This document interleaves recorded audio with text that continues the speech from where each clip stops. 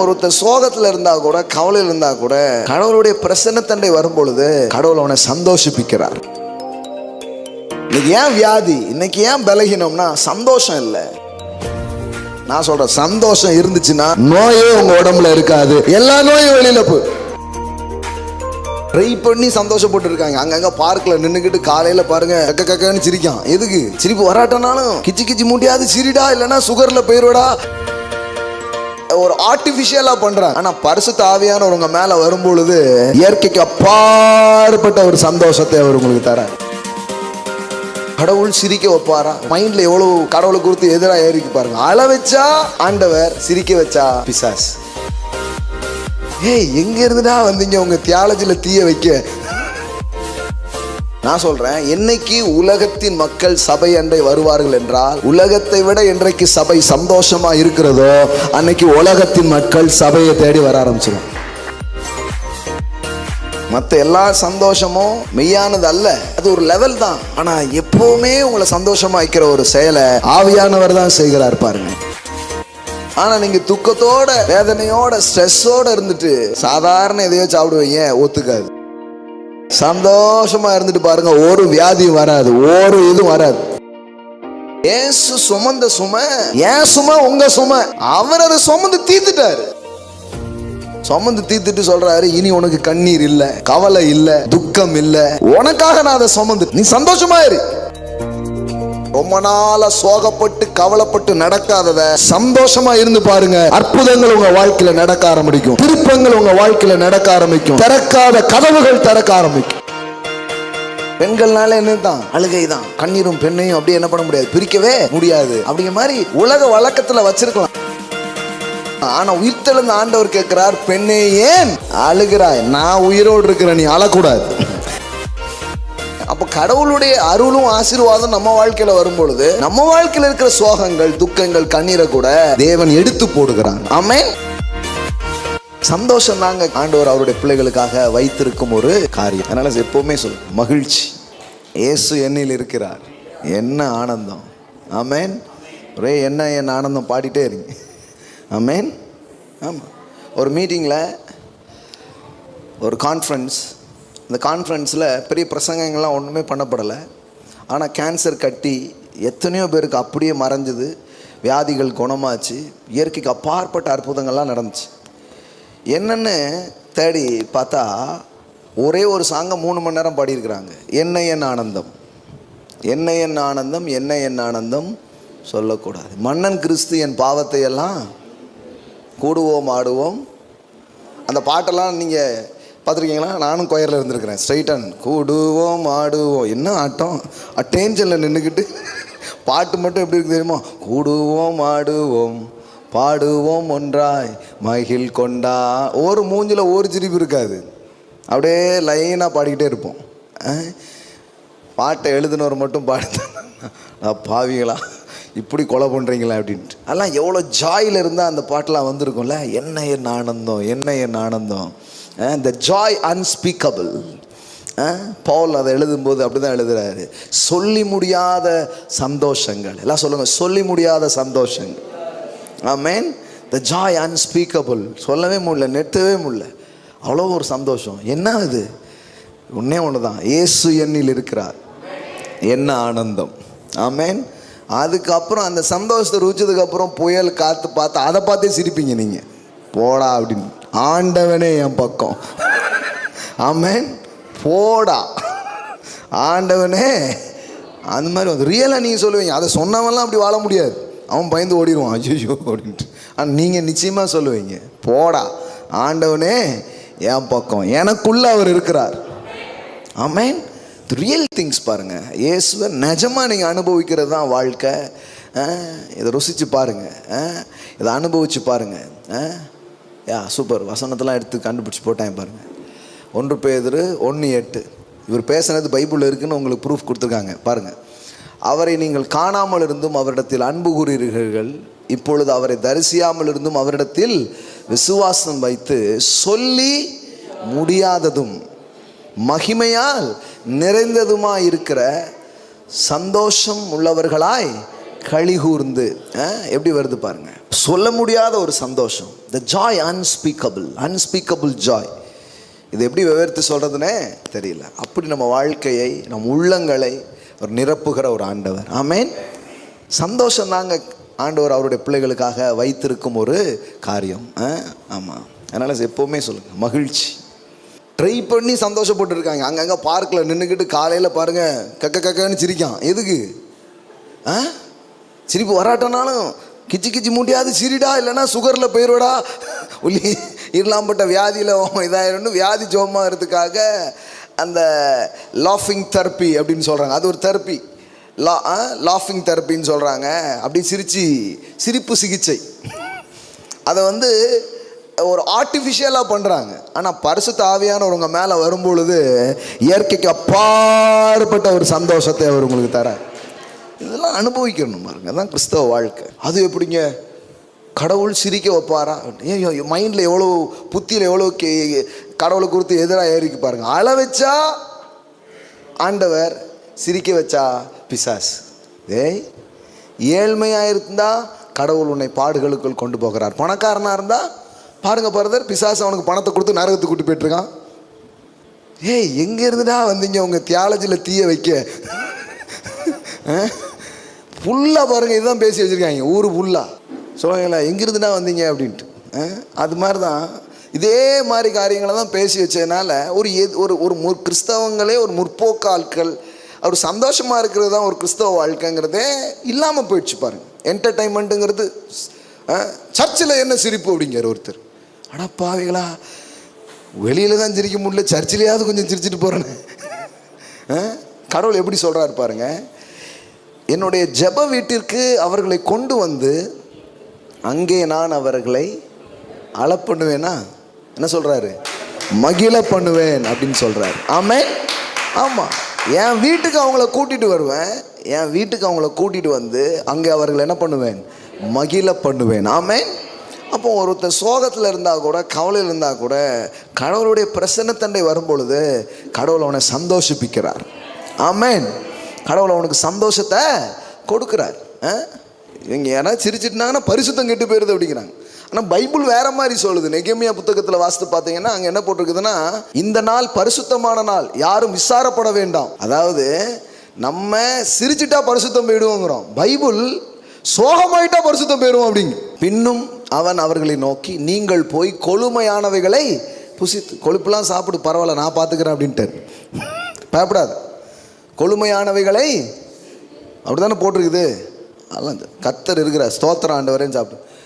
மதுரமானதை, ஸ்வீட்லாம் வேண்டான்னு சொல்லுவாங்க, அதெல்லாம் கவலைப்படாத, மதுரமானதை குடித்து எல்லாம் சொல்லுங்க. பிரதர் சும்மாவே இங்கே கபலீகரம் பண்ணிக்கிட்டு இருக்காங்க, நீங்கள் வேற வசனம் வேற கொடுக்குறீங்களா? அங்கே பாருங்க, கொழுமையானதை, கடவுளுடைய பிரசன்னத்தில் வாழ்ந்துட்டு விஷத்தையே குடித்தாலும் அது உங்களுக்கு அமிர்தமாக தான் இருக்கும். With God's presence there is no death. இப்போ கடவுளுடைய பிரசனை இல்லைன்னா அமிர்தமே விஷம் மாதிரி தான் இருக்கும். என்னங்க இவர் என்ன ஆச்சு, அமிர்தம் குடிச்சு செத்து போயிட்டாருங்க அப்படின்றாங்க. இது என்ன புசிக்கிறீங்கிற மேட்ரு கிடையாது. பிரசன்ஸ் இருக்கா இல்லையா, லைஃப் இருக்கா இல்லையா, அதுதான் விஷயம். லைஃப் இருந்ததுன்னா அது என்னன்னாலும் சொல்கிறாங்க பாருங்க, கல்லை தின்னாலும் செமிக்கிற வயசியா அப்படிங்கிறாங்க. அது மாதிரி கடவுளுடைய பிரசனை இருந்தால் என்ன சாப்பிட்டாலும் ஒன்றும் செய்யாது. இப்போ நம்ம என்ன நினைக்கிறோன்னா சாப்பாட்டில் ஏதோ பிரச்சனை அப்படின்னு நினைக்கிறோம். இல்லை, கடவுளுடைய பிரசன்னத்தில் வாழலை. நம்ம நியூஸ் பேப்பர்லேயும் நியூஸ்லேயும் எதையிலையும் வாழ்கிறோம். கொஞ்ச நேரம் உட்காந்து 4 பாட்டு பாடி எனக்காக ஒருவர் இருக்கிறாருன்னு யோசித்து பாருங்கள். அப்புறம் உங்கள் சாப்பாடு எல்லாம் நல்ல சாப்பாடாகவே இருக்கும். நீங்கள் என்ன சாப்பிட்டாலும் ஜீரணமாகும். ஆமென்.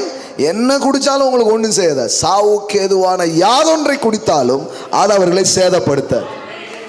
இல்லைன்னு வச்சுக்கோங்க, நீங்கள் மினரல் வாட்டர் தான் குடிப்பீங்க. இல்லாத பிரச்சனை, நோய் யாருக்கு எல்லாம் மினரல் வாட்டர் குடிச்சிங்களா? மினரலே இல்லையே. ஏன்னா அது அப்படி நடக்காது. என் அப்பத்தையும் தண்ணீரையும் ஆசீர்வதித்து வியாதியை என்னை விட்டு விலக்கி என் ஆயுசு நாட்களை பூரணப்படுத்துகிற ஒரு தேவன் ஒருவர் இருக்கிறார். ஆமென்.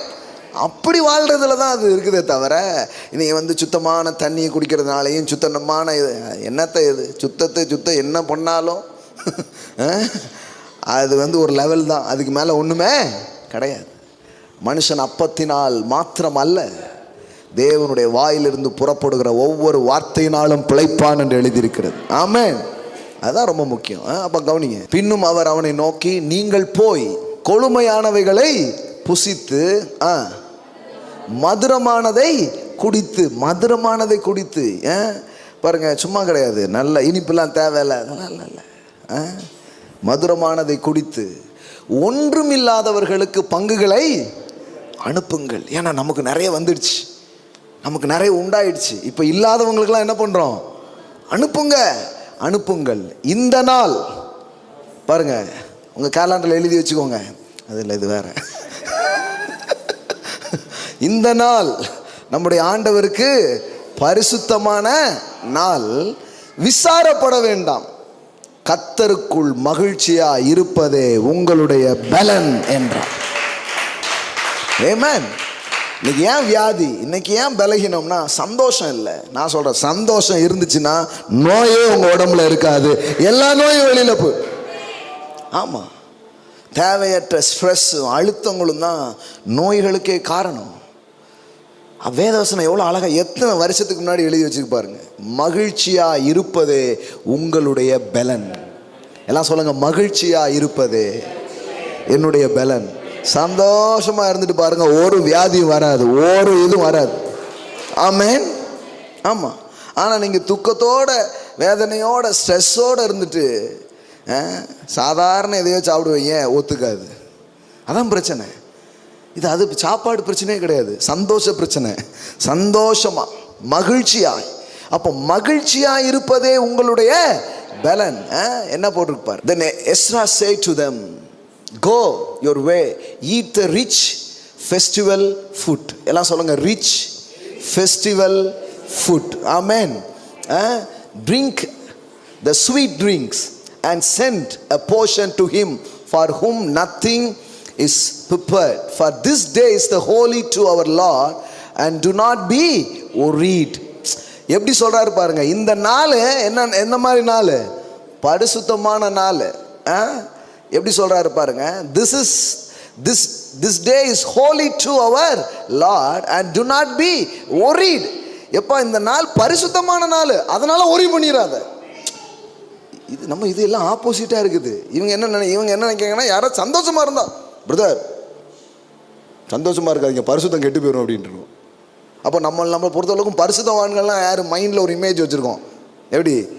அவர் சிரிக்கவே மாட்டார், அப்படியே அமைதியாக இருப்பார், மூஞ்செல்லாம் ஒரு மாதிரி இருக்கும், எண்ணெய் வடிஞ்சிட்டு ஒரு மாதிரி, ஆளை பார்த்தா சிரிக்கவே மாட்டார். கேட்டால், என்ன பிரதர் ஏன் அப்படி இருக்கீங்க? நான் ரட்சிக்கப்பட்டுட்டேன் அப்படிம்பார். இன்னும் சிலர் டைட்டாக இருப்பாங்க, அவங்ககிட்ட கேட்டு பாருங்க, நான் அபிஷேகம் பெற்றுட்டேன் அப்படிம்பாங்க. அதான் என்னையா வெடிது போல் மூஞ்சி போகிறோம், அபிஷேகம் மூஞ்சி புல்லாம் தெரியுது ஐயா அப்படிங்கிற மாதிரி இருக்கும். அப்போ ரொம்ப டைட் ஆயிடுறாங்க. ஆமாம். ஆனால் வேதவசனம் எவ்வளோ அழகாக சொல்லுது பாருங்க, அப்படி கிடையாதுங்க. ஆக்சுவலி சந்தோஷமா இருக்கிறது தான் பரிசுத்தம். விசாரப்பட வேண்டாம், இந்த நாள் நம்முடைய ஆண்டவருக்கு பரிசுத்தமான நாள். அப்போ விசாரப்பட்டா எது கெட்டு போயிருது? பரிசுத்தம் கெட்டு போயிருது. ஆனால் நம்ம என்ன பண்ணிட்டோம்? சந்தோஷப்பட்டா பரிசுத்தம் கெட்டு போயிருன்னு தலைகீழா பைபிள் படிச்சு வச்சிருக்கிறோம். அதனால தான் பைபிள் தூக்குன ஆட்கள், ஆண்டவரை நம்பின ஆட்கள்லாம் சோகமாக இருக்கிறாங்க. அவன் பார்த்தான், நமக்கும் வாழ்க்கையிலே ஏகப்பட்ட சோகம் இருக்குது, இந்த சோக கும்பலில் ஏன் சேருவானே அப்படின்னு சொல்லிட்டு வெளியில் எங்கெல்லாம் சந்தோஷம் இருக்கோ அங்கே தேடி போய். நான் சொல்கிறேன், என்னைக்கு உலகத்தின் மக்கள் சபை அண்டை வருவார்கள் என்றால், உலகத்தை விட என்றைக்கு சபை சந்தோஷமாக இருக்கிறதோ அன்னைக்கு உலகத்தின் மக்கள் சபையை தேடி வர ஆரம்பிச்சிடும். என்னையா டான்ஸ் போட்டு பிச்சு உதறிட்டு இருக்காங்க, பாட்டு பாடுறாங்க, இயேசு என்னில் இருக்கிறார், என்ன ஆனந்தம், என்ன இது, என்ன இந்த ஆனந்தம்னு உள்ளே வந்துடுவான். அப்படி தான் ஆண்டவர் அவன் ஏற்றுக்குவான். ஆனால் நீங்கள் சர்ச்சுக்கு வந்துட்டு இப்படி சோகமாக போன அவன் பார்ப்பான், இப்போ தெரியுதா நான் ஏன் வர்றதில்லன்னு, இவ்வளோ சோகமாக இருந்துட்டு நீ போனான்னே போட்டான்னே, நான் பாரு எவ்வளோ சந்தோஷமாக இருக்கேன் அப்படிமா. புரியுதுங்களா உங்களுக்கு? உங்கள் ஜாய் தான் காஸ்பல். ஆமென். எல்லாம் சொல்லுங்கள், சந்தோஷம் தான் சுவிசேஷம். உங்கள் முகத்தின் சந்தோஷத்தை பார்த்தே 30 பேர் ரட்சிக்கப்படுவான். ஆமென். என்ன இது எனக்கு இல்லையே, என்கிட்ட பொன்னகை மட்டும் இருக்கிறது, ஆனால் புன்னகையே இல்லை. ஆனால் உங்ககிட்ட பொன்னகையும் இருக்கு, புன்னகையும் இருக்கு, அதனால ஆமென். ஆனால் நம்ம கிறிஸ்தவங்கிட்ட பார்த்தீங்கன்னா, அதுவும் நம்ம வெந்தய கோசையே கேட்கவே வேண்டாம், இதுகிட்ட பொன்னகையும் கிடையாது, சகிக்கலை பார்க்க. அவன் ஒடிருதான். இந்த பக்கம் என்ன பண்ணிடாத, அங்கேயாவது கொஞ்சம் ஏதாவது போட்டுக்கிட்டு வச்சு நகை போட்டு பார்த்தா லட்சணமாக ஏதாவது வந்துடுது. இங்கே பார்த்தீங்கன்னா முழுக்குன்னு இருக்கும். ஓன்னு சந்திரமுகி மாதிரி. ஆமாம், 3 மணிக்கெலாம் அந்த வெள்ளை ஓட்டை எது போட்டிங்கன்னா பார்த்தீங்கன்னா ஆவி கீவி விட்டிங்கன்னா வேற மாதிரி இருக்கும். பயந்து ஓடிடுவாய் ஊரே. அப்பா ஓடிடுவாங்க பயந்து. அந்த மாதிரி தான் இருப்பாங்க. காதில் கீழே எல்லாம் கலட்டி இருக்குமா, முன்னாடி குத்தி இருக்கும், இப்போ ஒன்றுமே இருக்காது. ஒரு மாதிரி ஆகிடும். பார்த்தாலே பயந்துடும், அரண்டுருவாங்க. அரல்ற மாதிரி இருந்துக்கிட்டு எங்கள் சர்ச்சுக்கு வாங்க அப்படின்னு அப்படி இருக்கும். இப்படியே ஆகிட்டாங்க பாருங்களேன். கொஞ்சம் சந்தோஷமாக இருந்து பாருங்கள், மகிழ்ச்சியாக இருந்து பாருங்கள். கத்துறதை தர்றாருங்க. கத்துட்டு தான் சந்தோஷம் இருக்குது. மற்ற எல்லா சந்தோஷமும் மெய்யானது அல்ல, அது ஒரு லெவல் தான். ஆனால் எப்போவுமே உங்களை சந்தோஷமாக வைக்கிற ஒரு செயலை ஆவியானவர் தான் செய்கிறார் பாருங்க. இப்போ என்ன அழகாக சொல்கிறாரு பாருங்க. நீங்கள் போய் கொழுமையானவைகளை புசித்து மதுரமானதை குடித்து ஒன்றுமில்லாதவர்களுக்கு பங்குகளை அனுப்புங்கள். இந்த நாள் நம்முடைய ஆண்டவருக்கு பரிசுத்தமான நாள், விசாரப்பட வேண்டாம். கர்த்தருக்குள் மகிழ்ச்சியாக இருப்பதே என்னது? நம்முடைய பலன். பாருங்க, இது அங்கே இருந்த மக்களுக்கு கொஞ்சம் புதிய போதனையாக தான் இருந்தது. இந்த நெகேமியா காலத்தில் இந்த இடிந்து போன அலங்கத்தெல்லாம் இவர் என்ன பண்ணுறாரு, கட்டி எழுப்பி அங்கே இருக்கிற மக்களுக்கு இந்த காரியத்தை அவர் சொல்லும்போது அங்கே இருக்கிறவங்களுக்கு அது எப்படி தான் இருந்தது, புதுசாக தான் இருந்தது. அப்போது அந்த மக்கள் என்ன நினைக்கிறாங்கன்னா, இது கடவுளுடைய ஒரு காரியம் கிடையாது, கடவுளுடைய காரியம்னாலே இப்படி தான் இருக்கணும், சோகமாக தான் இருக்கணும் அப்படின்னு என்ன பண்ணியிருக்கிறாங்க, நினச்சிருக்கிறாங்க. ஆனால் உண்மையிலே பாருங்கள், நெகேமியா புத்தகம் திருப்புங்க. இந்த அலங்கம்லாம் இடிக்கப்பட்டுடுச்சு. இடிக்கப்பட்டதுக்கப்புறம் நெகேமியாவின் தலைமையில் இந்த அலங்கம் என்ன பண்ணப்படுகிறது, கட்டப்படுகிறது. கட்டி எழுப்பி இந்த ஒரு விழாவாக அதை என்ன பண்ணுறாங்க, கொண்டாடுறாங்க. அப்போது நீங்கள் பார்த்தீங்கன்னா ரொம்ப நாளுக்கு அப்புறம் நியாயப்பிரமாணம் இதெல்லாம் எடுத்து என்ன பண்ணுறாங்க, வாசிக்கிறாங்க. வாசிக்கும்போது பார்த்தீங்கன்னா மக்கள் முதல்ல அழுதாங்களாம். 8:9 பாருங்கள். ஜனங்கள் எல்லாரும் நியாயப்பிரமாணத்தின் வார்த்தைகளை கேட்டபோது அழுதபடியால், எல்லாம் சொல்லுங்கள், நியாயப்பிரமாணத்தின் வார்த்தைகளை கேட்டபோது அழுதபடியால். எல்லாம் அவங்க சில நேரத்தில் நமக்கு இந்த நேரத்தில் என்ன ரியாக்ட் பண்ணணும்னு தெரியாது. ரொம்ப நம்ம சிரிக்கலாம் அப்படிமா, சிரிக்கணுமா அழணுமான்னு தெரியல. அவங்க என்ன நினைக்கிறாங்கன்னா, கண்டிப்பாக அழணும் போல் அப்படின்னு ரொம்ப எமோஷ்னலாக என்ன பண்ணுறாங்க, எல்லாரும் அழுறாங்க. அங்கே பாருங்கள், அடுத்த அழுதபடியால் என்ன போட்டிருக்கு, திர்சாதா என்னப்பட்ட நெகேமியாவும் வேத பாரகராகிய எஸ்ரா என்னும் ஆசாரியனும் ஜனங்களுக்கு விலக்கி காட்டின லேவியரும் சகல ஜனங்களை நோக்கி, இந்த நாள் உங்கள் தேவனாகிய கர்த்தருக்கு பரிசுத்தமான நாள், நீங்கள் துக்கப்படவும் அழவும் வேண்டாம் என்றார்கள்.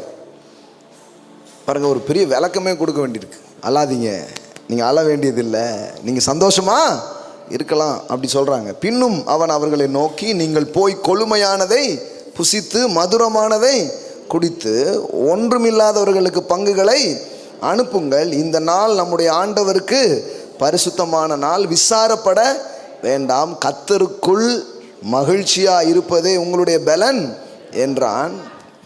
லேவியரும் ஜனங்களை எல்லாம் அமர்த்தி அழாதிருங்கள். என்ன பண்ணுங்க, ஆமாம், அழாதீங்க.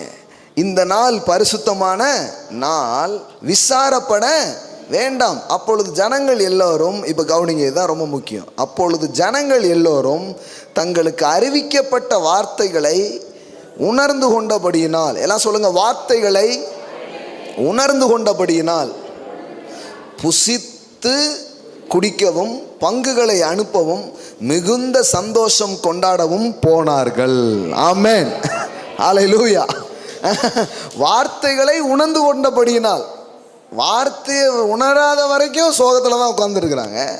ஆனால் வார்த்தையை உணர்ந்து கொண்டபடியினால் என்ன பண்ண ஆரம்பிச்சிட்டாங்க, அவ்வளோதான், அப்பா இது நம்ம சோகமாக இருக்க வேண்டிய நாள் கிடையாது.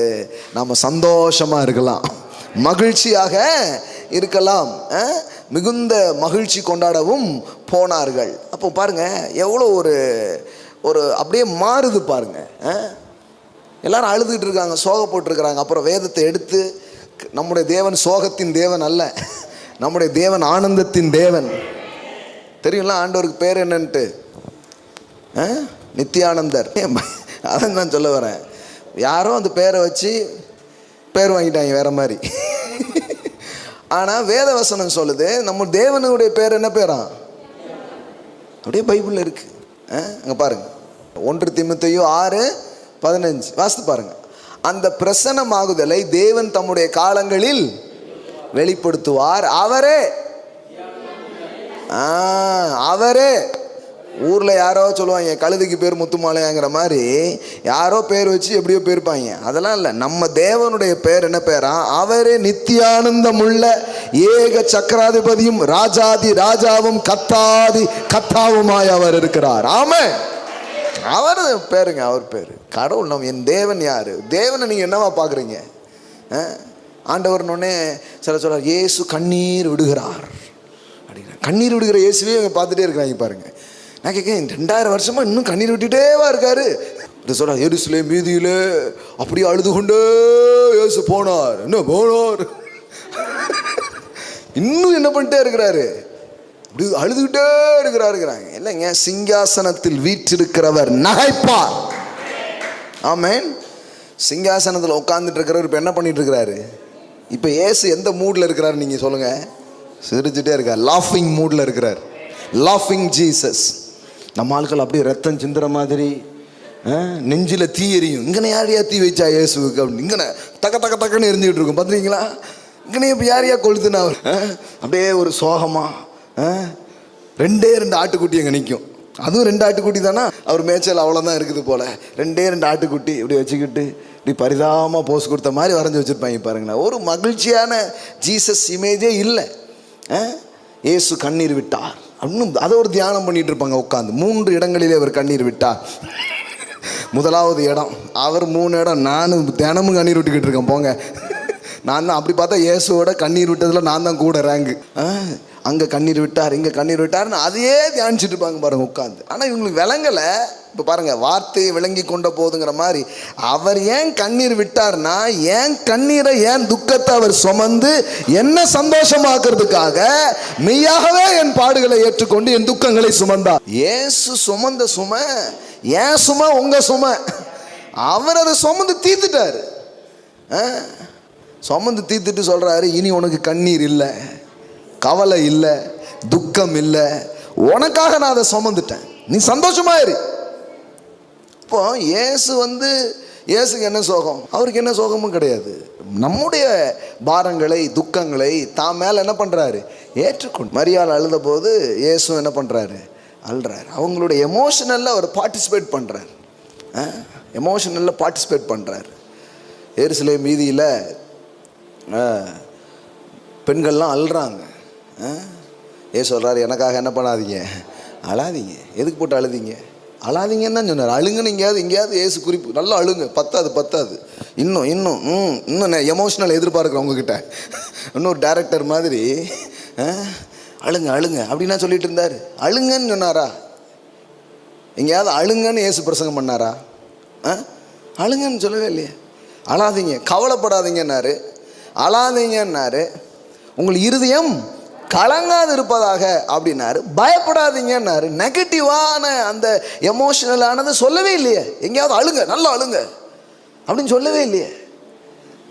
ஒரே ஒரு விஷயத்தில் தான் பாருங்க, இந்த அழுகைங்கிறது எப்படி ஒரு ஆனந்த பெருக்கில் சில நேரத்தில் பார்த்தா அவருடைய அன்பு கிருபைகள் இதெல்லாம் நினைக்கும் போது என்ன வருது? நன்றியில் வருது. அது வேற பாருங்க, அது வேற. நன்றி இல்லை அப்படியே நினச்சா, இவங்க கூட பாட்டு படிக்கும்போது நினச்சா நம்மளை ஒரு நாள் ஏசு சந்திச்சார, அதை நினச்சாலே வேற மாதிரி இருக்குது. அப்பா நீங்கள் அன்றைக்கி வரலன்னா நான் அவ்வளோதான் காலி ஆயிருந்திருப்பேன். ஆமாம், சோழி முடிஞ்சிருக்கும். இன்னைக்கு கொஞ்சம் பேருக்கு சோழி கொடுக்குற அளவுக்கு கடவுள் நம்மளை வச்சிருக்கிறாருன்னா அதை நினச்சி பார்த்தா கொஞ்சம் நன்றி உணர்வில் என்ன வருது? கண்ணீர் வருது. அப்புறம் இன்னொரு விதத்தில் பார்த்தீங்கன்னா, எங்கேயாவது மக்கள் கொஞ்சம் அறியாமல் சில கஷ்டங்களில் துயரங்கள் இருக்கும்போது பார்த்தா அவங்களுக்காக ஒரு கண்ணீர் வருது. இப்படி இருக்கிறாங்களே, இந்த மக்கள்லாம் எப்போ மீண்டு வருவாங்க, இவங்களுக்காக ஏதாவது பண்ணுமே ஆண்டவரேன்னு சில கதைகளை சிலதை கேட்கும்போது அப்படியே என்ன வருது, கண்ணு. இதெல்லாம் நல்லது பாருங்கள். ஆனால் நம்ம வாழ்க்கையின் இது நல்லது, ஒரு நல்ல இதயம் நமக்கு இருக்குங்கிறதுக்கு அடையாளம். இந்த கண்ணீர் வரலன்னா தான் அங்கே தப்பு. பாவி கல்லஞ்சு காரா அப்படின்னு சொல்ல வேண்டியிருக்கும் இல்லையா? அது இயல்பாக வருது. அதையுமே பாருங்கள், இந்த மதத்தில் நமக்கு உனக்கு வரலையாமாங்க, வரல சார், வரல விடுங்களேன், உனக்கு ஆத்ம பாரம் இல்லையா? எனக்கு ஏற்கனவே நிறைய பாரம் இருக்குது, என் ஆற்றுல நிறைய பாரம் இருக்குது, இதில் ஆத்ம பாரம் வேறையா அப்படின்றாங்க. அது அப்படி வராது, அது நமக்கே வரும். நம்ம கடவுளுடைய அன்பை பெற்று கிருபையை பெற்று வரும்போது சில மனிதர்களை பார்க்கும்போது இவங்க இப்படி இருக்கிறாங்க, இந்த குடும்பம் இப்படி இருக்குது, இந்த நபர்கள் இப்படி இருக்கிறாங்க, இவங்க நல்லா வரணுமேன்னு நமக்கே ஒரு அறியாமல் ஒரு இது வருது. அதெல்லாம் ஓகே, அதெல்லாம் நல்ல துக்கங்கள், அதெல்லாம் நல்ல விதமாக வர்ற ஒரு கண்ணீர். ஆனால் இது தவிர வாழ்க்கையில் நாம் சோகமாக இருக்க வேண்டிய அவசியம் இல்லை. ஆமென். ஆமாம், இன்னையிலிருந்து அதுக்கு ஒரு முற்றுப்புள்ளி, உங்கள் அழுகைக்கும் கண்ணீருக்கும் ஒரு முற்றுப்புள்ளி இயேசு இரத்தத்தை கொண்டு வைக்கப்படுவதாக உங்கள் வாழ்க்கை. ஆமென். அப்போ அழுங்கன்னு இயேசு பிரசங்கம் பண்ணவே இல்லை, அழாதீங்கன்னு தான் சொன்னார். உயிரோடு இயேசு எழும்பின உடனே, உயிர்த்தெழுந்த உடனே இயேசு ஒரு பெண்ணை தான் என்ன பண்ணுறாரு, முதல்ல சந்திக்கிறார். ஆமென். பெண்ணையை பார்த்து என்ன சொன்னா தெரியுமா? ஸ்ரீயே ஏன் அழுகிறாய்? என்னமோ அழுகைக்கும் இவங்களுக்கும் பெரிய ஒரு கனெக்ஷன் இருக்கிற மாதிரி, எங்கள் சொத்து உரிமை, என் அழுகை என் உரிமை அப்படின்னே வாழ்கிறாங்க. அது ஏன்னே தெரில பாருங்க.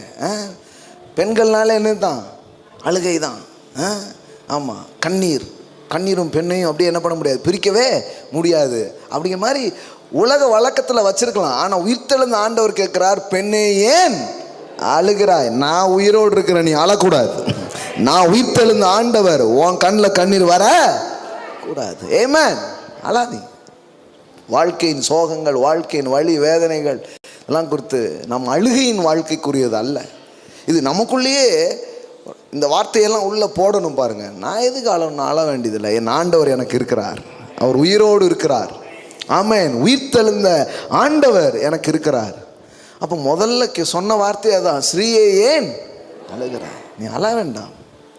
அப்போ அழாதீங்கன்னா இயேசு சொன்னாரே தவிர, எங்கேயாவது கூடி கொஞ்சம் ஞாயிற்றுக்கிழமை ஒரு மணி நேரமாவது அழக்கூடாதா? அப்படிலாம் என்ன பண்ணல, அழுகையை ஆதரித்து ஒன்றும் பேசலை. மாறா பைபிள் முற்போக்காக தான் இருக்குது பைபிள் இல்லையா? பவுல் எடுத்துக்கோங்க, இஸ்ரவேலர்களுக்காக மக்கள் ரட்சிப்புக்காக எனக்கு ஒரு கண்ணீர் வருதுன்னு சொன்னாரே தவிர, மற்றபடி அவர் என்ன சொல்கிறாரு? சந்தோஷமாயிருங்கள், சந்தோஷமாய் இருங்கள் என்று மறுபடியும் எத்தனை வாட்டி சொன்னாலும் தகும். ஏன்னா காலையில் தான் சொல்லியிருப்போம், சாயங்காலம் ஒரு மாதிரி வருவாங்க, என்னாச்சு அண்ணாச்சி என்னாச்சு, காலையில் தானே சொன்னேன், அதுக்குள்ளே ஒரு சோகமாயிருது. அப்போ திரும்பி சொல்ல வேண்டியது இருக்குது. என்ன சொல்ல வேண்டியிருக்குன்னா, சந்தோஷமாயிருங்கள் என்று மறுபடியும் உங்களுக்கு சொல்லுகிறேன். அப்போ திருப்பி வேத வசனம் கடவுளுடைய பிள்ளைகளுக்கு என்ன அழைப்பு கொடுக்குது? சந்தோஷமாக தான் சொல்லுது. மகிழ்ச்சியை தான் தேவன் தன் ஜனங்களுக்காக என்ன பண்ணியிருக்கிறார், வச்சிருக்கிறார். கர்த்தருக்குள் எப்பொழுதும் சந்தோஷமாயிருங்கள் என்று மறுபடியும் சொல்லுகிறேன். அந்த புத்தகத்தில் பாருங்க, பிலிப்பியர் புத்தகத்திலே மகிழ்ச்சி, சந்தோஷம், இதுவே திருப்பி எழுதுறார் ஒரு புத்தகம் முழுவதும். ஆனால் அவர் ஜெயிலுக்குள்ளே தான் இருக்கார். ஜெயிலுக்குள்ளே இருந்துக்கிட்டு கடிதம் எழுதுறாரு விசுவாசிகளுக்கு. என்ன எழுதுறாரு? சந்தோஷமா இருங்க அப்படின்ட்டு. நம்ம வழக்கமாக ஜெயிலுக்குள்ளே இருக்கிற ஆளுக்கு நம்ம லெட்டர் எழுதுவோம், கவலைப்படாத, ஜாமீன் எப்படியாவது வாங்கி உங்களை வெளியில் என்ன பண்ணிடுதோம், கொண்டு வந்துடலாம், கடல்ல இல்லைன்னாலும் பரவாயில்ல அப்படின்னு ஏதாவது சொல்லிக்கிட்டு இருப்போம். ஆனால் இவர் உள்ளே உட்காந்துக்கிட்டு, ஜெயிலுக்குள்ளே உட்காந்துக்கிட்டு வெளியில் உள்ள ஆட்களுக்கு சொல்கிறாரு, எப்போ கவலைப்படாதீங்க, சந்தோஷமா இருங்க அப்படிங்காரு. யார் ஜெயிலுக்குள்ளே இருக்கா, யார் வெளியே இருக்கானே தெரிய மாட்டேங்குது பாருங்களேன். அப்போ கடவுளுடைய வார்த்தை உங்களுக்குள்ளே இருந்தால் சிறையில் கூட நீங்கள் சந்தோஷமாக தான் இருப்பீங்க. வாழ்க்கையின் பிரச்சனைகளுக்கு நடுவில் கூட நீங்கள் மகிழ்ச்சியாக தான் இருப்பீங்க. ஆமென். இன்னொரு ரகசியத்தை நான் உங்களுக்கு சொல்கிறேன். ரொம்ப நாளாக சோகப்பட்டு கவலைப்பட்டு நடக்காதத சந்தோஷமாக இருந்து பாருங்க. அற்புதங்கள் உங்கள் வாழ்க்கையில் நடக்க ஆரம்பிக்கும். திருப்பங்கள் உங்கள் வாழ்க்கையில் நடக்க ஆரம்பிக்கும். திறக்காத கதவுகள் திறக்க ஆரம்பிக்கும். நமக்கு யாரோ எங்கேயோ சொல்லிட்டாங்க, மூஞ்ச கொஞ்சம் வாடலாக வச்சுக்கிட்டா ஏதோ நடக்கும் அப்படின்ட்டு. நடக்காது. வீட்டுக்காரங்க கிட்ட கூட நடக்காது. சோகமாக இருந்து ஒன்றத்தையும் சாதிக்கவே முடியாது. பைபிளில் சாதித்த எல்லா சாதனையும் எஸ்தர் எப்படி சாதிச்சா? அப்படியே ராஜா வரும்பொழுது பக்கரா அப்படின்னு அழுத பார்த்தோன்னா, ஏற்கனவே வஸ்தியை தூக்குனா ஒன்றை தூக்கிறோன்னு தூக்கியிருப்பார். தூக்குங்க எஸ்தர் அப்படின்ட்டு இருப்பார். அவா ராஜா விருந்துக்கு வரவும் விருந்தே கொடுத்து ராஜா ஒரு மாதிரி ஆயிட்டார். அவன் யோசித்து பாருங்களேன், எப்படி இன்ஃப்ளூயன்ஸ் பண்ண முடியுது? சோகத்தின் மூலமாலாம் கிடையாது. அழுதுலாம் இன்ஃப்ளூயன்ஸ் பண்ணணும்னு நினச்சிங்கன்னா அது வேலைக்கே ஆகாது. ஆனால் சந்தோஷத்தோடு மகிழ்ச்சியோடு அவன் கேட்கான், ராஜ்யத்தின் பாதி வேண்டுமா? பாதிலாம் வேண்டாம், மொத்தமாகவே எடுத்துக்கிறேன், கொஞ்சம் வெயிட் பண்ணுங்க. கடைசியில் மோதிரத்தான் கலத்தி கொடுத்துட்டான். இந்த அம்மா என்ன சீல் வச்சுதோ அதான் நடந்துச்சு பாருங்களேன். ஆமென். உறவுகள்லையும் சொல்கிறேன், எதுலேயும் சொல்கிறேன், மூஞ்ச தூக்கி வச்சு வேலைக்கு ஆகவே ஆகாது. ஆமாம், அதெல்லாம் அது இட்ஸ் நாட் பிபிலிக்கல். வேதவசனம் அப்படி எங்கேயுமே சொல்ல. கடவுளுக்கு முன்னாடியும் சொல்கிறேன், உங்கள் எந்த மணவாளனுக்கு முன்னாடியும் சொல்கிறாரு. எங்கேயாவது ஆண்டவர் அழுது கொண்டே வா, நீ கேட்டதெல்லாம் தாரேன், ஏதாவது ஒரு வசனம் காட்டுங்களாம் பார்ப்போம். நீ அழுதுகிட்டே வந்தன்னா கேட்டதெல்லாம் உனக்கு தருவேன் அப்படி எங்கேயாவது சொல்லியிருக்காரா? அப்படி சொல்லவே இல்லை. ஆனந்தத்தோடு அவர் சன்னதியின் முன் வாருங்கள். ஆமென். சந்தோஷத்தோடு வா. கடவுளுக்கு முன்னாடி வரும்போது சந்தோஷத்தோடு வா. ஒன்றை குறித்தும் கவலைப்படாமல் ஸ்தோத்திரத்தோடு கூடிய விண்ணப்பத்தினாலும் வேண்டுதலினாலும் தேவனுக்கு தெரியப்படுத்துங்கள். அப்படி கேளு கடவுள்கிட்ட. கடவுளுக்கு நம்ம ஆட்கள் பாருங்களேன், அழுது கேளு, ஆண்டவர் தருவார். சின்ன வயசுலேருந்து நான் கேட்டிருக்கேன் இதை. ஒரு சொட்டு கண்ணீர் விட்டேன்னு வச்சுக்கோங்களேன், பரலோகமே ஆடிடும் அப்படின்றாங்க. நீ புளிஞ்சு பார்க்கறது ஒன்றும். நான் ஒரு சின்ன பையன் ஒரு முள்ளூர் ஜெபத்தில் போய் உட்காந்துருக்கேன். அங்கே ஒருத்தர், இப்போ ஆத்துமாக்களுக்காக நம்ம அழணும் அப்படிங்கார். ஐயோ அது இப்படி பண்ணுறதுன்னு தெரியலேன்ட்டு பார்க்க மிளகாவும் வெங்காயம் வச்சுருக்காரு ஒரு தட்டில். நிஜம் மிகப்படுத்தியே சொல்லலைங்க, ஒரு தட்டில் மிளகாவும் வெங்காயம் இருக்குது. யாருக்கு கண்ணீர் வரலையோ தேய்ச்சிட்டாரு அப்படிங்காரு. ஆனால் பாவீடா, இந்த ரிலீஜன் பாருங்கள் எந்த அளவுக்கு போயிருது பாருங்கள். மிளகாய் வெங்காயத்தையும் தேய்ச்சிட்டாரு அப்படிங்காரு. உரிச்சு கொண்டு வந்துருக்காரு மெனக்கெட்டு. யாருக்கெல்லாம் அழுக வரலையோ இதை எடுத்துகிட்டு போங்க ஆளுக்கு ஒன்று அப்படிங்காரு. அப்போ பாருங்கள் இப்படியே போயிடுச்சு. ஆனால் அவர் எங்கேயுமே நீ அழுதுட்டு வா, நீ அழுதா உன் ஜபத்தை கேட்பேன். அப்போ நான் மண்டைக்குள்ளே ஏற்றி வச்சுருக்கிறேன். இந்த சிரிச்சுக்கிட்டே கேட்டோம்னா அது சீரியஸான ஜபமே கிடையாது போல். இப்போ ஒரு பொசிஷனில் நின்றுக்கிட்டு அழுதாதான் ஓஹோ ஆண்டவருக்கு கூட நம்ம ஜபம் மேலே ஒரு பெரிய. இப்போ நான் பாருங்களேன் சிரிச்சுட்டே பிரசங்கம் பண்ணிட்டேன்னா நிறைய பேர் பாருங்கள் இது சீரியஸான பிரசங்கமே இல்லை அப்படின்றாங்க. இப்போ நமக்கே கம்ப்ளைண்ட் பாருங்கள், இந்த பிரசங்கியார் இவர் பாருங்கள் சிரிச்சுக்கிட்டே பேசுகிறாருங்க.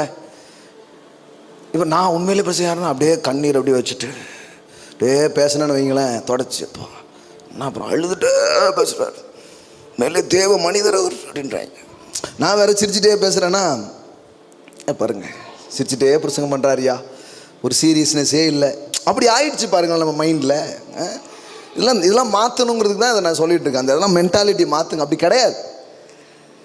தேவன் ஆனந்தத்தின் தேவனாக இருக்கிறார். பரலோகத்தில் கண்ணீரே கிடையாது, அழுகே கிடையாது. அதுக்கு அவர் அலோவே பண்ணல. அந்த பரலோகங்கிறது என்னன்னா ஆனந்தத்தின் இடம்தான். ஆமென். அங்கே கண்ணீர் இல்லை, சோகம் இல்லை, மரணம் இல்லை, துக்கம் இல்லை. ஏன்? அது எதுவுமே தேவனுடையது கிடையாது. அதனால தான் அங்கே அதுக்கு அலோ கிடையாது பாருங்களேன். அப்போ கடவுளுடைய அருளும் ஆசீர்வாதம் நம்ம வாழ்க்கையில் வரும்பொழுது நம்ம வாழ்க்கையில் இருக்கிற சோகங்கள், துக்கங்கள், கண்ணீரை கூட தேவன் எடுத்து போடுகிறார். ஆமென். அது இருக்கக்கூடாது. அப்போ அழுகையின் ஜெபங்களுக்கு வலிமை இருக்குதுன்னு சொல்லி கொடுத்ததுனால நிறைய பேர் அழுதே ஜெபம் பண்ணா அதுக்கு நிறைய பாயிண்ட்ஸ்லாம் எடுப்பாங்க. யாரெல்லாம் அழுதா பைபிளில், இதுக்கு பிரசங்கியார் வேலை அது. இன்றைக்கு அழுது ஜெபிக்க வைக்க வேண்டும். யார் யார் அழுதார்கள் அப்படின்னு தேடி, அண்ணால் அழுதாள், ஆகார் அழுதாள் அப்படின்னு 4-5 பாயிண்ட் ரைட்டு. அதுவும் பாருங்கள் லேடிஸாக தான் கிடைப்பாங்க.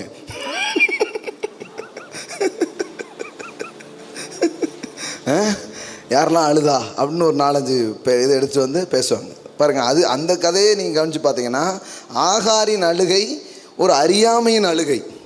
அங்கே தான் நீர் ஊற்று இருந்திருக்கு, அழுதுகிட்டே இருந்திருக்கான்.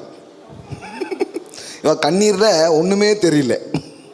கர்த்தர் வந்து என்ன பண்ணாருன்னா, நீரூற்றை உண்டாக்கலை, ஏம்மா இங்கே திரும்பி கொண்டு கழுத்தை கொஞ்சம் திருப்பி விட்டார். பார்த்தா தண்ணி இருக்கு, தண்ணியை வச்சுக்கிட்டு என்ன அழுதுகிட்டு அப்படின்ட்டு இருக்கு. ஆமாங்க, கர்த்தர் நீரூற்றே உண்டாக்குனாரு. ஆகாரின் அப்பவும் பைபிளில் பாருங்கள், ஆகாரின் கண்ணீரைக்கு அழுகு இதை கேட்டாரெல்லாம் போடல, பிள்ளையின் சத்தத்தை கேட்டு அப்படின்னு தான் இருக்கு. ஒரு சின்ன பிள்ளை அழுது, அதன் சத்தத்தை அவர் கேட்டு நீரூற்றெல்லாம் உண்டாக்கலை. ஏம்மா அந்த அழுதுட்டு இருக்கு, அந்த பின்னாடி திரும்ப அங்கே பாரு, அங்கே தான் தண்ணி இருக்குது, நீ வரும்போதே உனக்கு நான் ரெடி பண்ணி வச்சுட்டேன், நீ தெரியாதனால அழுதுகிட்டு இருக்கிற அப்படிங்கிறார். ஆண்டவரை நோக்கி பார்க்கும்போது டைரக்ஷனை காட்டுவார் நமக்கு. அங்கே தான் இருக்குது பக்கத்தில், தண்ணி அங்கே தான் இருந்துருக்குது. இதை பார்க்காம ஆண்டவரோ நான் சாவ போகிறேன் ஆண்டவரே அப்படின்ட்டு, சாவ வேண்டாமா, தண்ணி அங்கே தான் இருக்குது, தண்ணியே குடி அப்படின்ட்டு அவளும் குடிச்சு பிள்ளைக்கு என்ன பண்ணுறாரு, எடுத்து அவள் கொடுத்துட்டு போகிறா. அண்ணால் அழுதாள் அப்படிமாங்க. நல்லா கவனிங்க, அது மட்டும்தான் பைபிளில் படிச்சிருக்காங்களே தவிர, ஆமாம் ஒரு கவலை, ஒரு வேதனை, பிள்ளை இல்லையான்னு ஒரு வருத்தம், அழுதுட்டா. இப்போ பாருங்க, நீ அழுவது வந்து ஒரு பெரிய குற்றம் அப்படி பேசல நான், அது உங்களுடைய அடையாளம் இல்லைன்னு சொல்லிட்டு இருக்கிறேன். ஆனால் மனசு தாங்க முடியல, அழுதுட்டா, ரைட்டு. ஆனால் அதை தான் பேசுவாங்களே தவிர வேதவசனம் சொல்கிற செய்தியை விட்டுருவாங்க. பின்பு அவள் துக்கமுகமாய் இருக்கவில்லை.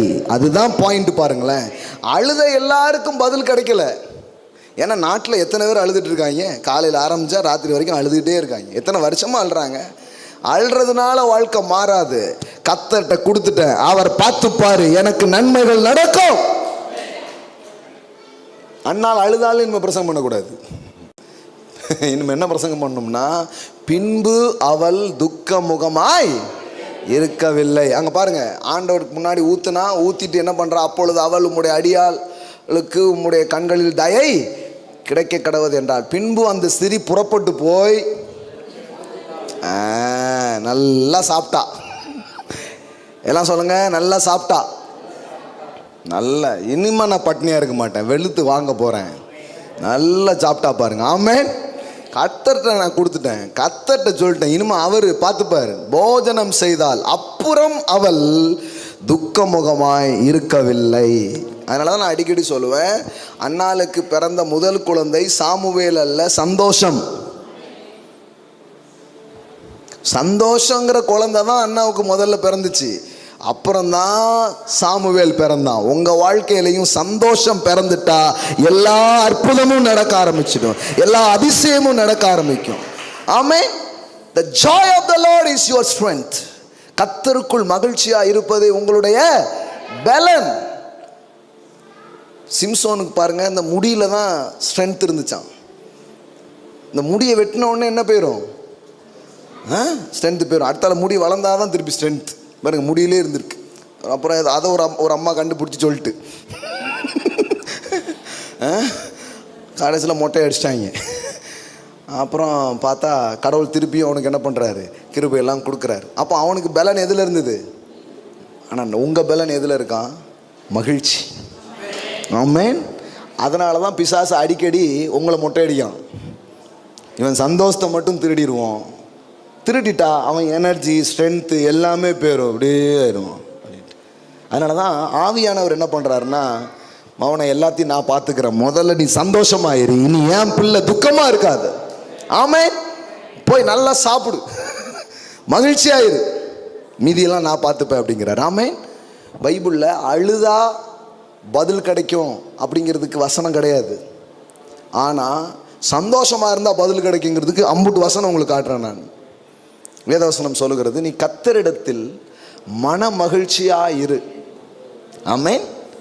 எல்லாம் சொல்லுங்க, கர்த்தரிடத்தில் மன மகிழ்ச்சியா இரு, அப்பொழுது அவர் உன் இருதயத்தின் வேண்டுதல்களை உனக்கு அருள் செய்வார். ஆண்டவருங்க, அப்பாங்க, என் அப்பா கிட்ட வந்திருக்கிறேன், நான் மனசை திறந்து சொல்லிட்டேன், நான் சந்தோஷமா இருக்க போறேன். அப்படி நான் சந்தோஷமா இருக்கும்போது வேதவசனம் சொல்லுது, அவர் உன் இருதயத்தின் வேண்டுதல்களை உனக்கு அருள் செய்வார். ஆமென். Delight yourself in the Lord and he will give you the desires of your heart. உன்னுடைய petitions, desires and petitions of your heart. உன்னுடைய விருப்பம், உன் இருதயத்தின் சில வேண்டுதல்கள் எல்லாத்தையுமே அவர் தருவார். இந்த இடத்துல நீ கவனிச்சு பார்த்தீங்கன்னா இன்னொரு ஆச்சரியம் என்னன்னா, தமிழில் வந்து வேண்டுதல்கள் அப்படின்னு வருது. இன்னும் கரெக்டாக சொல்லணும்னா இது ஜெபமே இல்லை, டிசையர் தான். அதாவது நீங்கள் வாயை திறந்து ஜெபிக்க கூட இல்லை, நீங்கள் கர்த்தரில் சந்தோஷமாக இருக்கிறீங்க, விரும்புகிறீங்க, நடக்குது. நான் 100 காரியம் அப்படி என் வாழ்க்கையில் சொல்ல முடியுங்க. அதுக்கு ஜெபம் பண்ணதான் எனக்கு ஞாபகமே இல்லை. மனசில் ஒரு ஆசை, ஆனால் அது நடந்துடுச்சு.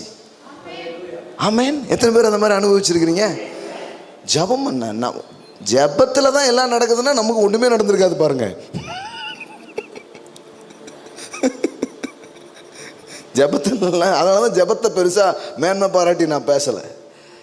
நான் எதை மேன்மை பாராட்டுறேன்னா கடவுளுடைய கிருபையை மேன்மை பாராட்டுறேன். ஆமென். மனசில் ஒரு விருப்பம். ஒரு 3 மணிக்கு ஒரு நாள் ஒரு ஊழியத்தை முடிச்சுட்டு ஒரு ஊர்லேருந்து கிளம்பி வரேன். அவங்க என்ன பண்ணிட்டாங்க, சரியான பசி.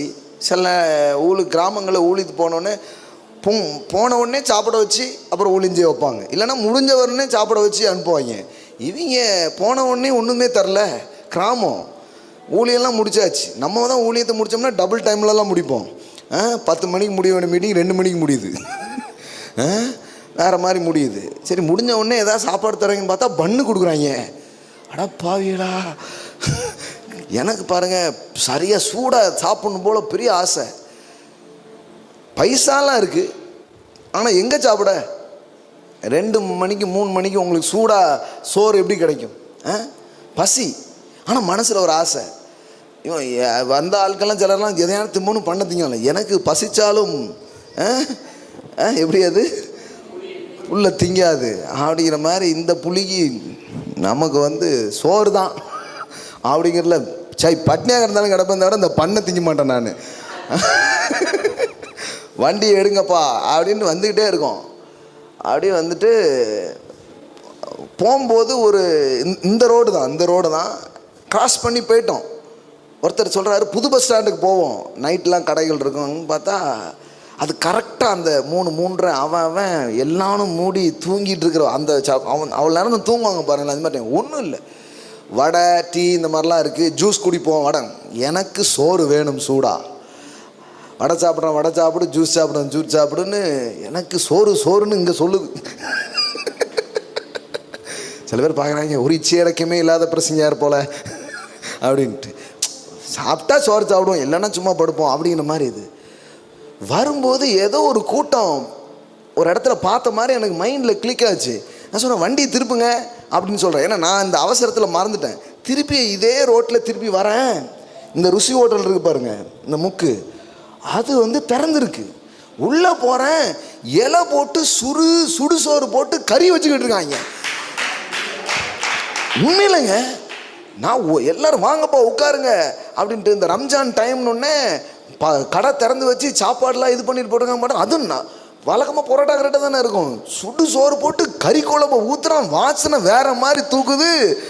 எல்லாரும் உட்காருங்கப்பான்னு கடன்னு சாப்பிட்டுட்டோம். சாப்பிட்டுட்டு பில்லு கொடுக்கறதுக்கு பார்க்கும், கல்லால் ஆளே காணும். நாங்கள் சாப்பிட்டுட்டு இருக்கும்போதே செட்டரை கீழே இறக்கிட்டான். முடிஞ்சு போச்சு போலன்ட்டு. பரவாயில்ல, நம்ம கரெக்டான நேரத்தில் கர்த்தர் நம்மளை கொண்டு வந்திருக்கிறாரு அப்படின்னு நாங்களாம் என்ன பண்ணுறோம், சாப்பிட்டு முடிச்ச மட்டும் தான் தெரிஞ்சு ரம்ஜானுக்கு 3 மணிக்கு ஃப்ரீயாக சாப்பாடு போட்டிருக்காங்க.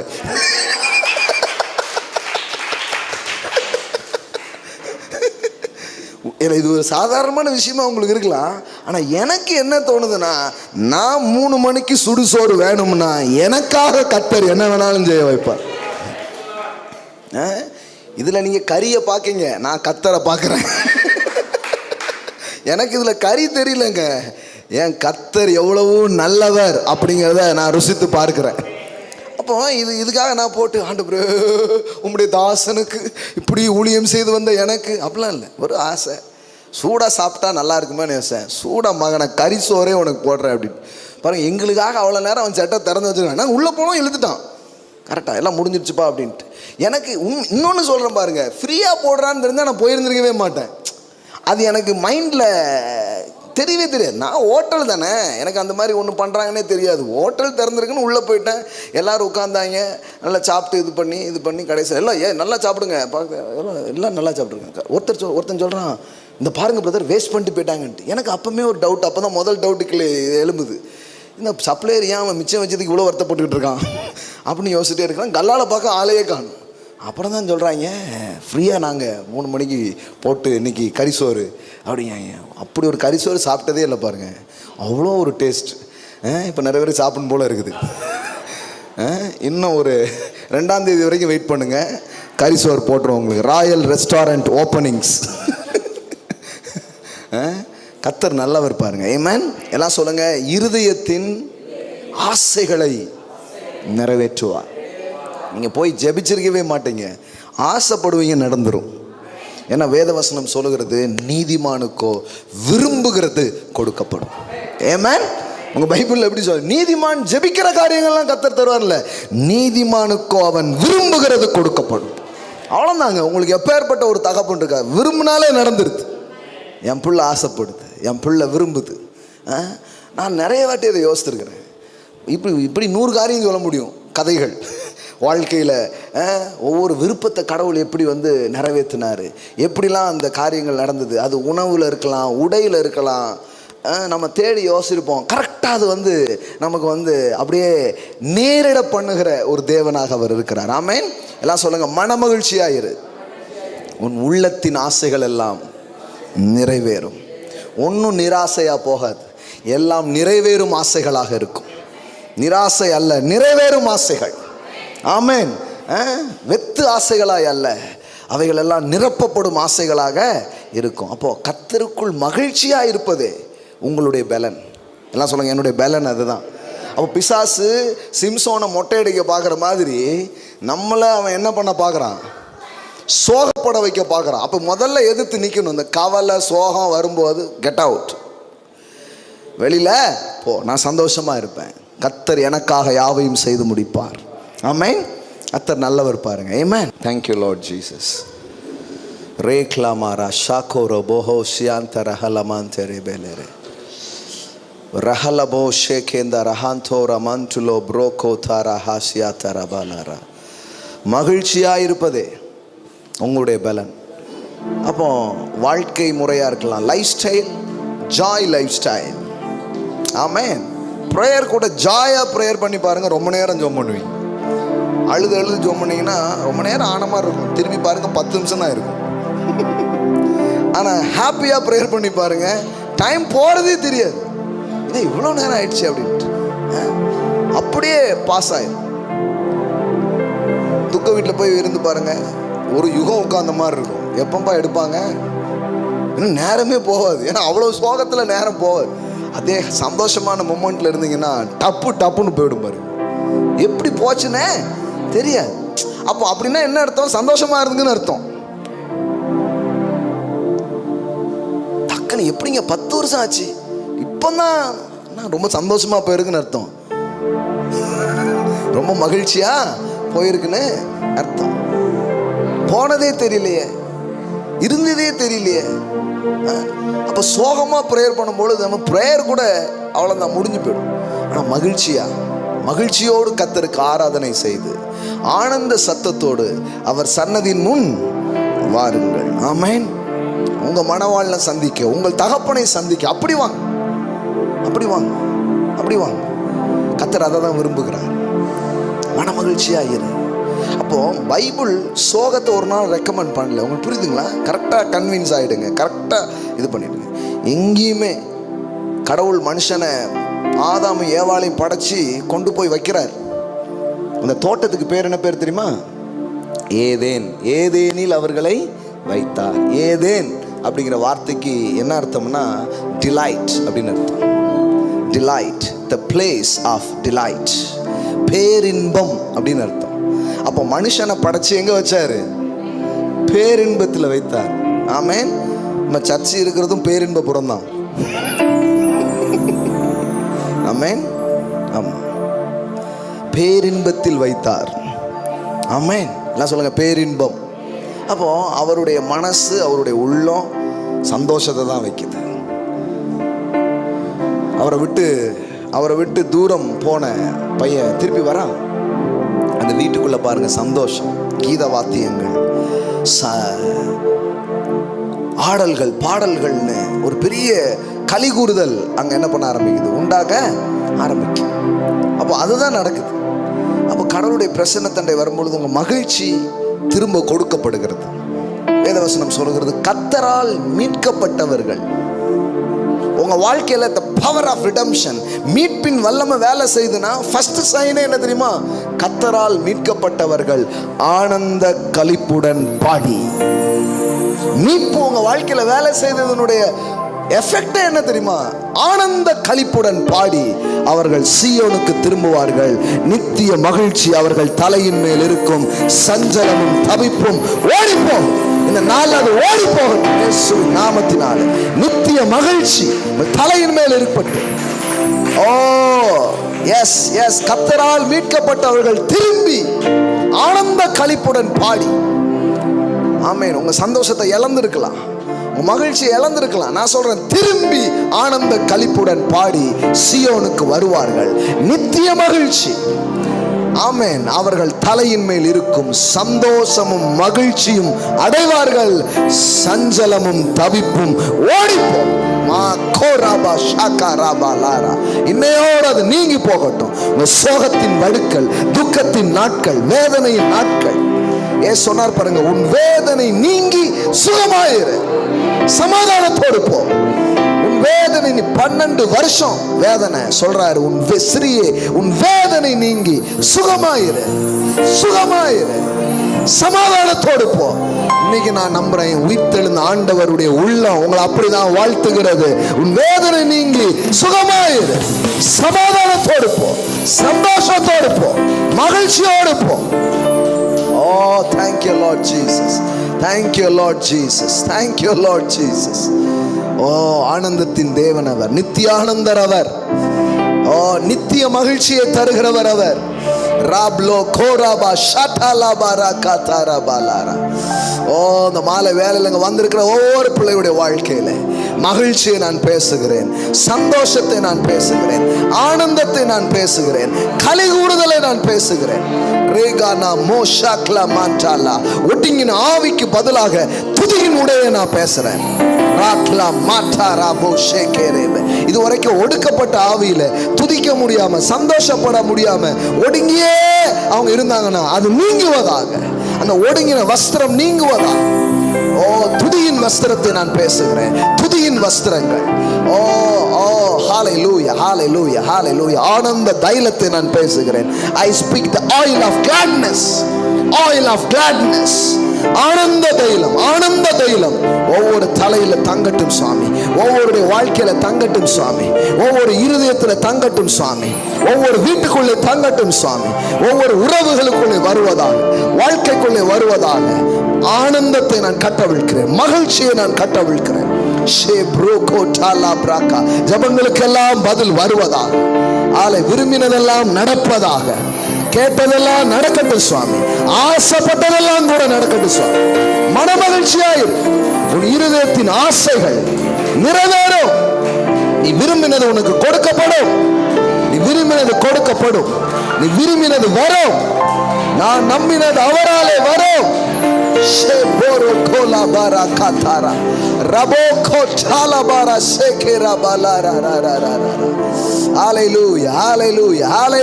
சந்தோஷ பாடல்களை இனி நீங்கள் பாடுவீர்கள். சோக பாடல்கள் அல்ல, மகிழ்ச்சியின் பாடல்கள், சந்தோஷ பாடல்கள், ஆனந்த பாடல்கள். ஹalleluya hallelujah.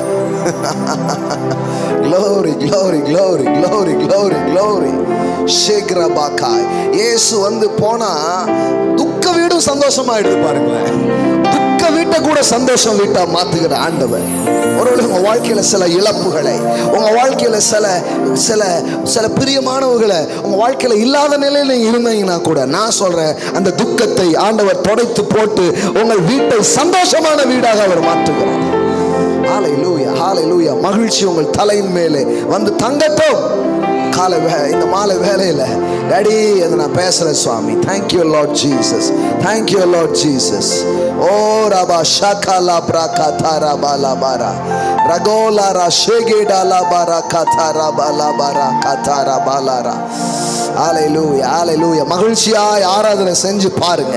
ஒரு பெரிய விடுதலை, ஒரு பெரிய சந்தோஷத்தை நீங்க பார்க்க ஆரம்பிப்பீங்க. நீனா ஹாசா கோரா நா காதாரா பா காட்டாலா ரிடாலா போ ஷேக்லே மாட்டா நா காதாரா பாலாரா ரா ரா ரா ரா. ஆமென், ஹல்லேலூயா. நான் சொல்றேன், இது தொடருங்க உங்க வாழ்க்கையில. வீட்டுக்கு போங்க, நல்ல பாட்டு போடுங்க. இப்போ கூட உங்களுக்கு ஆடுறதுக்கு வெக்கமா இருக்கு, நல்லா ஆடுங்க. பிசாசு ஆடி போயிடுவோம். உங்க எதிரியை நீங்க ஜெயிக்கிற பெரிய ரகசியமே உங்க முகத்தில் இருக்கிற புன்னகை தான். உங்க மூஞ்சில என்னைக்கு சிரிப்பை பார்த்துட்டானோ அன்னைக்கு எதிரி கிளம்பிடுவான். அதனாலதான் பாருங்க, பழைய படத்துலலாம் அந்த வில்லன்கள் சிரிக்கிற மாதிரியே காட்டுவாங்க. ஏன்னா அது சிரிப்பை வச்சு ஜெயிச்சிருவோங்கிறத முன்னாடியே காட்டுற மாதிரி அப்படின்ட்டு. வில்லனே சிரிக்கிறான்னா நீங்கெல்லாம் ஹீரோ. ஆமென், ஹல்லேலூயா. நல்ல இந்த மாதிரி மகிழ்ச்சியான பாடல்களை எடுத்து பாடுங்க. மகிழ்ச்சியோடு துதிக்கிறேன் போடுங்க. டாங்கர குத்து குத்துன்னு குத்துங்க, யார் கேட்க போறா? ஆமென். நல்லா பாட்டு போடு. நம்ம என்ன நினைக்கிறோன்னா இதெல்லாம் என்னங்க, நல்லா ஆடுங்க, ஆடி பாருங்க. பாடி வியாதிலாம் எங்க போகுதுன்னே தெரியாதுங்க.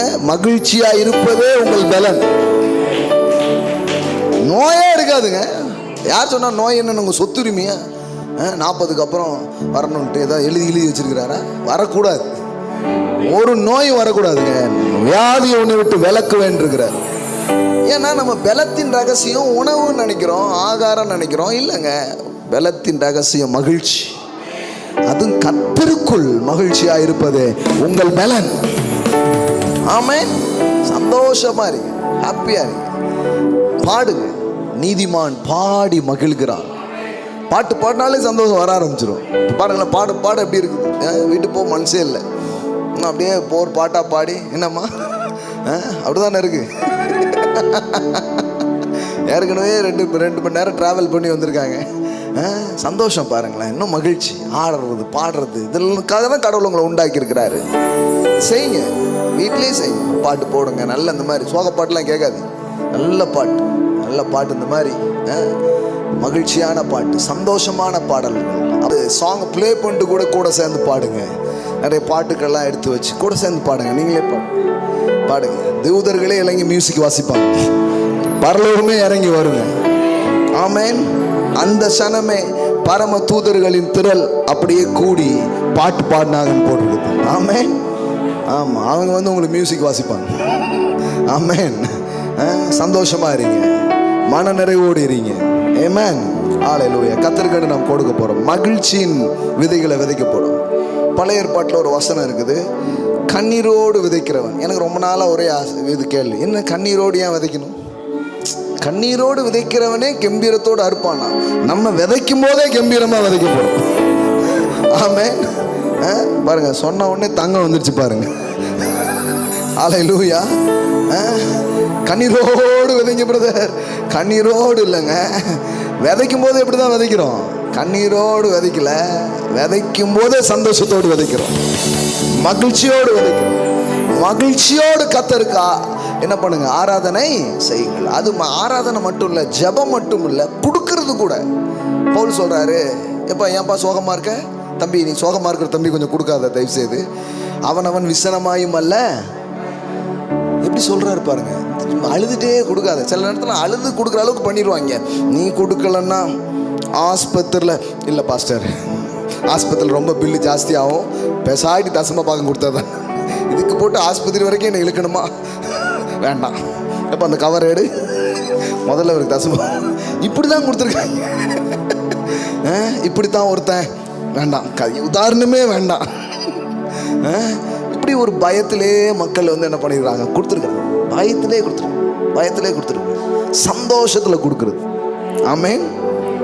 இந்த மாதம் மட்டும் என்னுடைய 2 கைச்சேனையும் எடுத்து கொடுத்துருக்குறேன். ஒருத்தர் சொன்னேன், பாஸ்டர் கையில் கைச்சேனே இல்லைன்னு. உங்களுக்கே எவ்வளோ கவலைன்னா என் அப்பாவுக்கு எவ்வளோ கவலை இருக்கும், அவர் எனக்கு தருவார். சும்மா இல்லைங்க 4 பவுனுங்க ஒரு கை செயின். அதை அப்படியே கொடுத்தேன், சந்தோஷமாக கொடுத்தேன், நான் மகிழ்ச்சியாக கொடுத்தேன். இந்த மாதம் தான் நிறைய தேவை, ஆனால் இந்த மாதம் தான் நிறைய விதைச்சிருக்கிறேன். நீங்கள் நினைக்கிறீங்களா இது ஏதாவது அழுத்தம் இருக்கும்? ஒரு திருமணத்தையே நடத்தி வச்சுருக்குறோம், ஒரு மேரேஜே நடத்தி வச்சுருக்குறோங்க, ஒரு திருமணத்தையே நடத்தி வச்சுருக்கோம். 10 ஜோடிகளுக்கு திருமணம் நடத்தி வைக்கிறாங்க இலவசமாக. அதில் ஒரு ஜோடிக்கு நம்ம தான் நடத்தி வச்சுருக்கோம், நம்ம எல்லாம் சேர்ந்து தான் அதை நடத்தி வச்சுருக்குறோம். ஆமென். ஆமாம். அப்போது கண்ணீரோடு விதைக்கிறவன், அது என்ன கண்ணீரோடு விதைக்கிறவன்? அப்படிலாம் விதைக்க வேண்டியதில்லை. நான் விதைக்கும் போதே சந்தோஷத்தோடு விதைக்க போகிறேன். ஆமென். விதைக்கும் போதே சந்தோஷத்தோடு என்ன பண்ண போகிறோம்? விதைக்க போகிறோம். ஆமென். எல்லாம் சொல்லுங்க, விதையும் சந்தோஷம் தான், அறுவடையும் சந்தோஷம். அப்போ கண்ணீரோடு விதைச்சாலே கம்பீரமாக அறுக்க முடியும்னா, விதைக்கும் போதே ஒரு கம்பீரம் இருக்குதுன்னா, அப்போ அறுவடை இந்த லெவலில் இருக்கும். யோசிப்பார், வேற லெவலில் இருக்கா? ஆமென். ஆண்டோடைய பிரசன்னத்தில் சந்தோஷத்தில் விதைச்சிருக்கிறேன். தங்கமோ ஏதோ ஒன்று விதைக்கிறோம், கொடுக்கறது அவர் தான் கொடுக்கணும். சந்தோஷத்தில், விசனமாயும் அல்ல, கட்டாயமாயும் அல்ல, அப்படியே அழுத்தி அப்படியே இது பண்ணி ஒரு கவருக்கு 10 கவரை கொடுத்து எவ்வளோ ட்ரிக்லாம் இருக்குது பாருங்கள். ஜனங்கிட்ட காணிக்கை கொண்டு வரதுக்கு எவ்வளோ ட்ரிக்லாம் இருக்குது. ஒருத்தர் வந்து பார்க்குறோம், நம்ம வேற எங்கேயாவது கொடுத்துருவாங்க, 10 கவரை பிளான் பண்ணு அப்படின்ட்டு. அவன் பார்த்தான், ரூபாவை 10ஆ மாற்று, ஒரு கவர் வச்சா 100 ரூபா, 10 கவர்னா கவருக்கு 10. நாங்களும் செய்வோம்ல அப்படின்னு 100 ரூபாயை 10 ரூபா 10ஆக மாற்றி 10 கவர்லேயும் வச்சுட்டான். கவருக்கு 10 என்ன பண்ணாலும். அப்போ இதெல்லாம் எப்படி நடக்கும்னா, ஆவியானவர் உள்ள வந்து மக்கள் வந்து சந்தோஷத்தில் நிறைஞ்சா கொட்டுன்னு கொட்ட ஆரம்பிக்கும். ஆமென். நடக்கும். ஆனந்தத்தால் கொடுக்க போகிறோம், மகிழ்ச்சியின் விதைகளை நாம் விதைக்க போகிறோம். ஆமென். இன்னைக்கு ஆன்லைனில் பார்க்குற பிள்ளைங்களும் நேரில் இருக்கிற பிள்ளைங்க சந்தோஷத்துலேருந்து உங்களுக்கு என்ன கொடுக்கணும்னு தோணும்? எனக்கு தான் கொடுக்கணுன்ட்டு இல்லை, ஊழியத்து தான் கொடுக்கணும் இல்லை, யாருக்குனாலும் கொடுங்க. ஆமென். ஐம் நாட் சே இன்னைக்கு வந்து இது இங்கே எனக்கு கொடுக்கணும் அப்படிலாம் சொல்லுங்கள். உங்கள் சந்தோஷத்தில் யாருக்கெல்லாம் எல்லாமே கொடுக்கணுமோ கொடுங்களேன். ஏன்னா வேதவசனம் சொல்லுது, இந்த நாள் பரிசுத்தமான நாள், இதில் என்ன பண்ணாதீங்க, விசாரப்பட வேண்டாம். நீங்கள் என்ன பண்ணுங்க, கொழுமையானதை புசித்து மதுரமானதை குடித்து உங்கள் பங்குகளை அனுப்புங்கள். அப்போ அங்கே கூட சந்தோஷத்தில் தான் மக்கள் கொடுக்குறாங்க.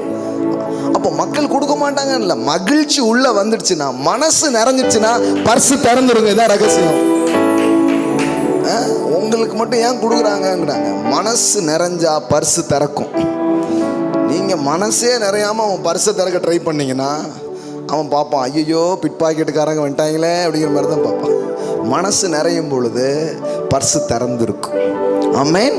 உள்ளம் திறந்துடும், உள்ள நேரம் அவனுக்கு தெரியுது.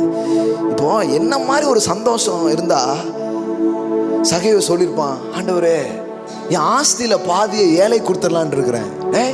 இப்போ தான் வந்த ஞானஸ்தானம் கூட இன்னும் எடுக்கல. பைபிளில் போட்டிருக்கு, அவன் சந்தோஷமாய் அவரை கூட்டி கொண்டு போனான். அவன் வாழ்க்கையில் அது வரைக்கும் நடக்காத ஒண்ணுங்க. ஊரே ஒதுக்கி தள்ளிச்சு. அந்த சகைவு இயேசுவன் கையை பிடிச்சாரு. இப்போ சந்தோஷமா இவரை கூட்டிட்டு போனானா, போகும்போதே உள்ள பெரிய சந்தோஷம். இப்போ சொல்றான், யார்ட்டையாவது அநியாயமா வாங்கியிருந்தா கூட 4 மடங்கு கொடுத்துறேன் அப்படின்ட்டான். ஏன்னா நான் தான் 10 மடங்கு ஆக்கி வச்சிருக்கேன். அவனுக்கு நல்ல பணத்தை பெருக்க தெரிஞ்ச ஒரு ஆளு. அதனாலதான் 4 மடங்கு எப்படி கொடுக்க முடியும்? 1 மடங்கு வாங்கியிருக்கான், 4 மடங்கு திருப்பி கொடுக்குன்னா அப்போ பெருக்கிருக்காம்ல. சொல்றான், 4 மடங்கு திருப்பி கொடுத்துருந்தேன். இன்னும் அவனுக்கு சந்தோஷத்துல கொடுக்கணும், அந்த சந்தோஷம் வந்தா கொடுக்குறாங்கிறேன். இன்னும் அவனுக்கு நிக்க மாட்டேங்க. அவன் சொல்றான், என் சொத்தில பாதியை ஏழை கொடுத்துட்றேங்க அப்படிங்க. இயேசு பார்த்தார், இவனும் ஆபிரகாமுக்கு குமாரனா இருக்கிறானே அப்படின்னு சொன்னார். ஆமென். ஜாயில இருந்து கொடுக்கறதுங்கிறது அது வேற மாதிரியான ஒரு காரியம் பாருங்க. அது அந்த அறுவடையே வேற.